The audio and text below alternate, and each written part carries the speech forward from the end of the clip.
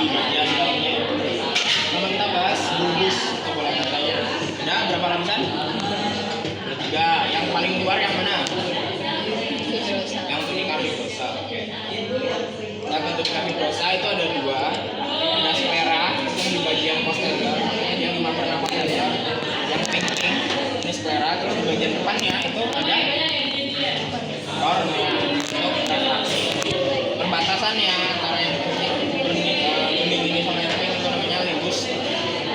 Karena keluarnya bikutis. Terus kita masuk lebih dalam lagi tunica vasculosa. Kenapa namanya tunica vasculosa? Karena banyak vaskularnya ya. Jadi embulunya ada sama, nanti di yang koroidnya. Yang koroid itu banyak embulunya. Yang penting justru yang nggak kalah penting justru ada di corpus ciliaris sama irisnya. Untuk di corpus ciliaris dia ada fungsi akomodasi. Dia bakal mengatur 2 hal. Di sini ada musculus ciliaris, otaknya, sama ada processus dia yang mendorong ke arah si lensanya. Di processus ciliaris yang menghubungkan ke lensa itu ada ligamentum suspensorium lentis. Dia bakal narik-narik si lensanya untuk mengatur kapan dia harus cembung, kapan dia harus pipih. Habis itu di iris itu ada 2 musculus. Ada musculus dilator pupil sama musculus sphincter. Ya, musculus sphincter pupil ada 2 itu ya. Itu juga nanti bekerja sama yang di ciliaris untuk membantu penglihatan. Kalau misalnya ada stimulus simpatis. Simpatis itu waktu kita gimana?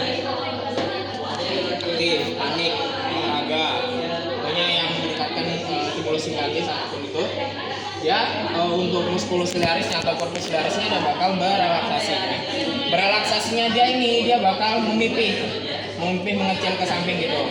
Nah, karena dia ada ligamennya tadi, karena ini ketanya ke samping, ligamennya bakal menegang, dia bakal menarik si lensanya jadi pipih atau jadi gepeng. Sedangkan kalau yang di iris, kalau dia stimulus simpatis, dia yang aktif musculus dilator atau musculus sphincter. Musculus karena yang besar berarti dia butuh besar juga, makanya yang aktif musculus yang dilator ya. Musculus dilator pupil.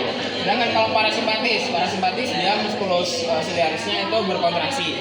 Dia jadi menebalnya dia ke tengah.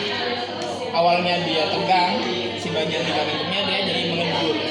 Akhirnya yang awalnya pipih ketarik, si lensanya dia jadi lebih membulat, kayak lebih cembung gitu. Ini kalau yang simpatis. Nah, untuk yang di irisnya yang aktif, karena tadi yang aktif itu yang dilator, ini yang aktif yang sphincter, dia mengecil. Ini juga berlaku ke saat kayak misalnya lampunya gelap. Kalau gelap yang aktif yang mana? Dia butuh cahaya lebih banyak kan. Kalau saya gelap kan kita nyari cahaya lebih banyak, makanya butuh cahaya. Kalau misalnya ini kan kecil rongganya untuk cahaya masuk, makanya dia bakal membesar. Makanya aktif kalau misalnya gelap dia simpatis. Saya terang biasa, jadi umumnya kalian lagi ngeliatin orang jauh, orang jalan, itu yang aktif yang ini. Biasanya nanti si sphincternya itu yang aktif, bukan yang dilator. Terus tunica nervosa. Tunica nervosa itu ada 2 stratum sama 2 pars. Stratum itu kan kayak lapisan. Yang pertama itu ada stratum pigmenti, itu yang pink-pink ini ya. Dia melapisi si retinanya. Terus ada stratum opticum. Opticum itu yang nervus isinya. Nah, bedainnya di mana? Kalau yang ciliaris itu isinya cuma yang pigmenti, dia di sini. Kalau yang pars optica atau pars nervosanya, ya ada dua-duanya. Jadi ada pigmentinya, sama ada yang nervosanya, ada opticum. Terus ini dalamnya retina. Ini apa namanya? Macula lutea. Macula lutea isinya ada fovea centralis. Dia hitam karena banyak sel apa divisi apa? Konus ya, masalah. Dia banyak reseptor cahaya di sini. Sedangkan kalau yang di sini malah sedikit, karena di sini tuh jalur keluar masuknya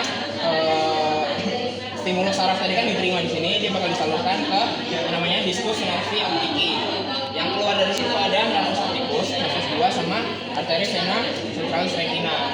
Arteri vena centralis retina krusial kalau misalnya kondisinya itu hiperkolesterolemia atau bisa hipertensi, karena kalau misalnya sampai ada plak, misal sini kesumbat, ada plak, nanti dia bisa jadi buta karena nutrisi ke samping-sampingnya itu nggak bakal ada, karena sentralis itu cuma satu cuma satu arteri. Terus kita ke media refrakta, ini ada 4 di sini. Yang paling luar ada kornea, dan media refrakta terbaik itu bagian kornea sekitar 43 dioptri kalau salah. Habis itu di belakangnya kornea itu ada aqueous humor. Humor itu artinya kayak cairan untuk refraksinya. Aqueous humor itu ada di sini. Yang menghasilkan aqueous humor itu corpus ciliaris yang tadi kita bahas. Dia bakal menghasilkan aqueous humor ke posterior chamber. Habis itu jalan keluar dari irisnya, dia bakal ke anterior chamber, lalu dibuang di sinus venosus sclera atau namanya kanal Schlem. Mana tulisannya SCHLEMM tadi aja. Terus setelah aqueous humor dia bakal ada lensa. Terus di belakangnya bakal ada vitreous humor. Ini isinya cairan juga.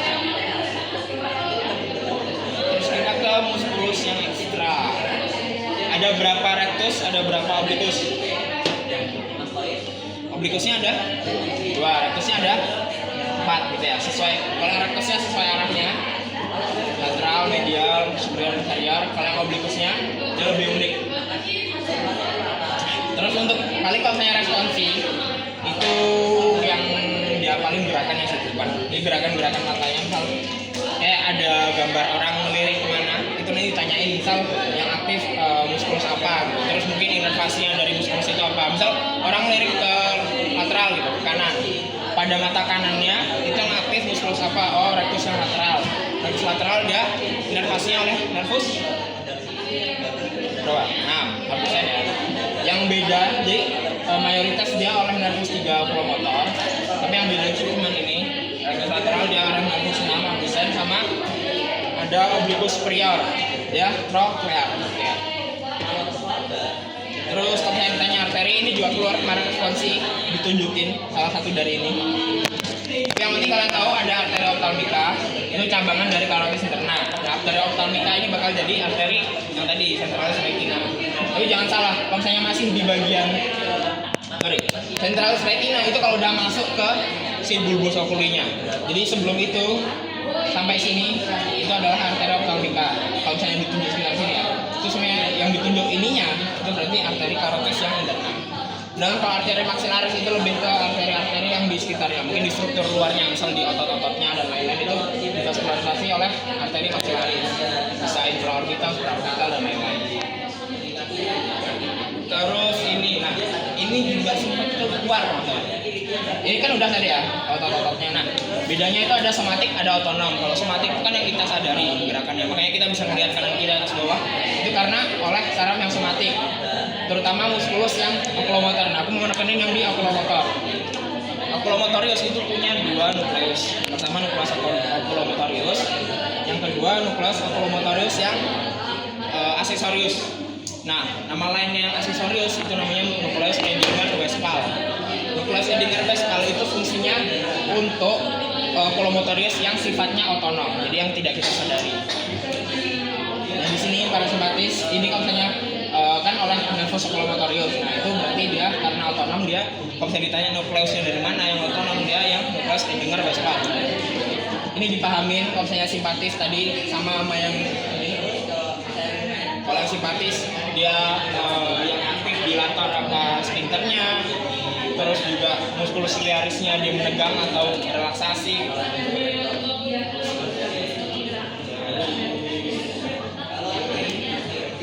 Ini divisio udah kan, jalur-jalurnya ini juga dihafalin.